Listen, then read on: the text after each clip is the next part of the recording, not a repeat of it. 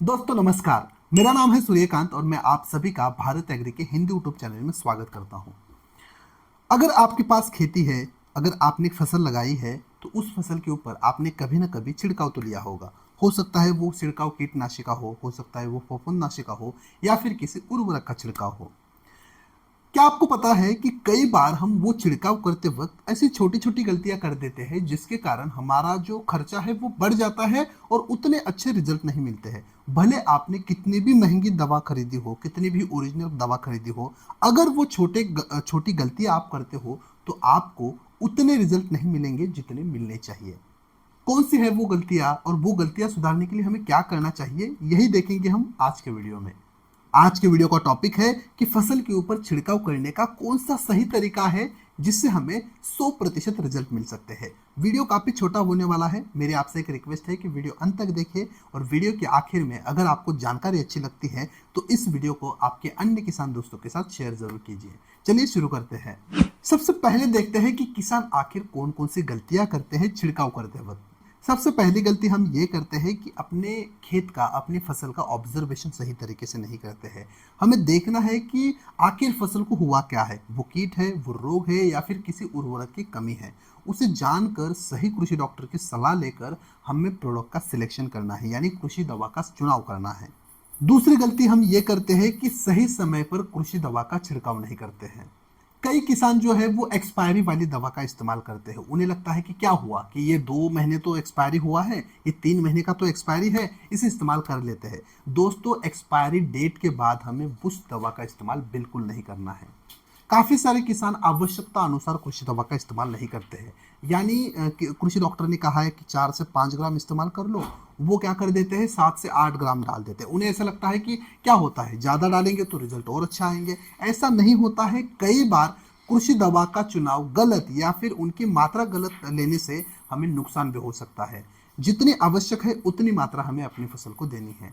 जब भी आप छिड़काव करते हो, अगर आप धूप में छिड़काव करते हो, बारिश में छिड़काव करते हो, तो किसानों को दस्ताने, मास्क या फिर चश्मा पहनना चाहिए, जो कि किसान नहीं पहनते हैं।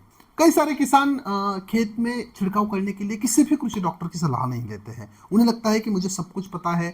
दोस्तों, ऐसा नहीं है। कई सारे कीट, कई सारे रोग अभी मार्केट में नए आने लगे हैं। कई सारे ऐसे प्रोडक्ट है जो भी नए आने लगे हैं, उसका कॉम्बिनेशन अलग अलग है, उनके उपयोग की मात्रा अलग अलग है, उनका तरीका अलग अलग है। आपको अपडेट रहना पड़ेगा और कृषि डॉक्टर की सलाह जरूर लेनी पड़ेगी। कई सारे किसान जो छिड़काव के लिए पानी लेते हैं उसका पीएच कभी भी टेस्ट नहीं करते हैं। अगर पीएच इम्बैलेंस है, बैलेंस नहीं है, तो आप कितनी भी महंगी दवाई इस्तेमाल करो, आपको रिजल्ट बिल्कुल नहीं आएंगे। कई सारे किसान किसी दुकानदार के कहने पर या फिर किसी और किसान का सुनकर 4 से लेकर 5 दवाई एक साथ एक दूसरे में मिला देते हैं। ऐसा नहीं करना है। कुछ कुछ दवा मिला सकते हो, लेकिन आपको सही कृषि डॉक्टर की सलाह लेकर उस दवा का मिश्रण तैयार करना है। कई सारे किसान खरपतवार नाशी के साथ कीटनाशी का कॉम्बिनेशन करते हैं। ऐसा नहीं करना है। आपको कृषि डॉक्टर की सलाह के साथ ही किसी दवा का कॉम्बिनेशन बनाना है। छिड़काव के लिए सही पंप का इस्तेमाल नहीं करते हैं। अगर कई सारे किसान कड़ी धूप में छिड़काव करते हैं। कई सारे किसान हवाएं तेज चल रही है फिर भी छिड़काव करते हैं। कई सारे किसान बारिश के तुरंत बाद या फिर बारिश छिड़काव किया और बारिश आ गई, ऐसे मौसम में भी छिड़काव करते रहते हैं। ऐसा नहीं करना है। दोस्तों, अभी हमने देखा कि किसान कौन सी गलतियां करते हैं। अब हम देखते हैं कि हमें क्या करना चाहिए और कौन सा है सही तरीका फसल के ऊपर छिड़काव करने का। सबसे पहली चीज, छिड़काव के लिए हमें हमेशा हाथ में ग्लोव्स, मुंह पर मास्क और आंखों के ऊपर चश्मा लगाना बहुत जरूरी है। एक एक किट मार्केट से खरीदिए, सालों साल चलता है। किसी भी कृषि दवा की दुकानों में आपको किट मिल जाएगा, या फिर भारत एग्री के साथ आप ये ऑनलाइन भी खरीदी कर सकते हो। सही समय पे छिड़काव कीजिए, यानी या तो छिड़काव आपको सुबह 10-11 से पहले करना है, या फिर 4-5 के बाद शाम को आपको छिड़काव करना है। कड़ी धूप में, जब हवाएं तेज चल रही हो, जब हल्की बारिश हो, ऐसे मौसम में हमें बिल्कुल छिड़काव नहीं करना है। छिड़काव करते वक्त हमें ध्यान में रखना है कि हमेशा जमीन में पानी की नमी हो। हल्की गीली जमीन होने के बाद ही हमें ऊपर फसल के ऊपर छिड़काव करना है।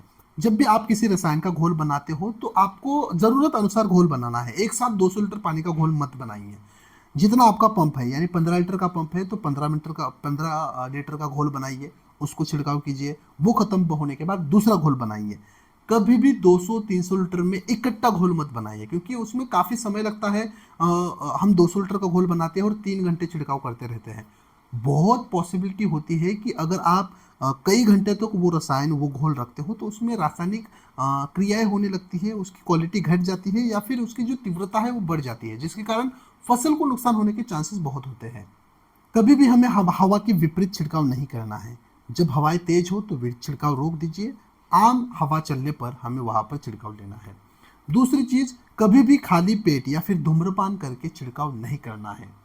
जब भी आप कोई स्प्रे पंप इस्तेमाल करो छिड़काव के लिए तो उसे पहले साफ कीजिए, उसके बाद उसे इस्तेमाल कीजिए। और एक बात है दोस्तों, कई सारे किसान जो कृषि दवा इस्तेमाल करते हैं उसके बाद उसका जो बक्सा रहता है, उसका जो पाउच रहता है, उसकी जो बॉटल रहती है वो वैसे ही छोड़ देते हैं अपने खेत में। और अगर आपके पास गाय भैंस है, अगर आपके पास कुत्ता है, अगर आपके पास बिल्ली है, वो उसे चाट लेती है तो उन्हें पॉइजन होने का चांसेस होते हैं। इसलिए उनको डिस्पोज कीजिए, यानी उसको नष्ट कीजिए। कोई गड्ढा बना दीजिए, कोई बकेट बना दीजिए, उसको उसमें कलेक्ट कीजिए और जला दीजिए, सीधे जला दीजिए, मैं तो कहता हूँ। क्योंकि उसमें काफ़ी सारे विषारी घटक होते हैं। अगर आपके पशुओं ने उसे चाट भी लिया, सूंघ भी लिया, तो भी उन्हें पॉइजन होने की संभावना होती है। हमेशा कृषि दवा खरीदते वक्त जीएसटी बिल लीजिए। छिड़काव की तारीख, कौन सी तारीख पे आपने प्रोडक्ट खरीदा है, ये सारा नोट कर लीजिए ताकि आपको पता चलेगा कि विशिष्ट प्रोडक्ट का जो रिजल्ट है वो कितने दिन में आता है, या फिर नहीं आया तो क्यों नहीं आया। ये सारी चीज़ों का आपको अभ्यास करना जरूरी है। कभी भी अकेले खेत में छिड़काव ना करें। देखिए, छिड़काव करते वक्त अगर आपने मास्क नहीं पहना है तो काफ़ी संभावना होती है आपको उस छिड़काव की स्मेल से चक्कर आने की। अगर चक्कर आने के बाद आपको तुरंत हॉस्पिटल नहीं ले जाया गया तो वहाँ पर आपको सीवियर डैमेज के चांसेस होते हैं। इसलिए किसी ना किसी दोस्त के साथ अपने खेत में जाए और उसके बाद छिड़काव कीजिए, यानी कोई ना कोई साथी आपको साथ में रखना जरूरी है। किसी भी कारण जो रासायनिक कृषि दवा है उसको ना ही सूंघना है, ना ही चखना है, ना ही उसे छूना है। ग्लोव्स पहने या फिर बिना टच किए डायरेक्ट बोतल को अपने पंप में मिला देना है। छिड़काव खत्म होने के बाद हमें जब आप घर जाओ तो सबसे पहले काम करना है स्वच्छ साबुन से नहाना है।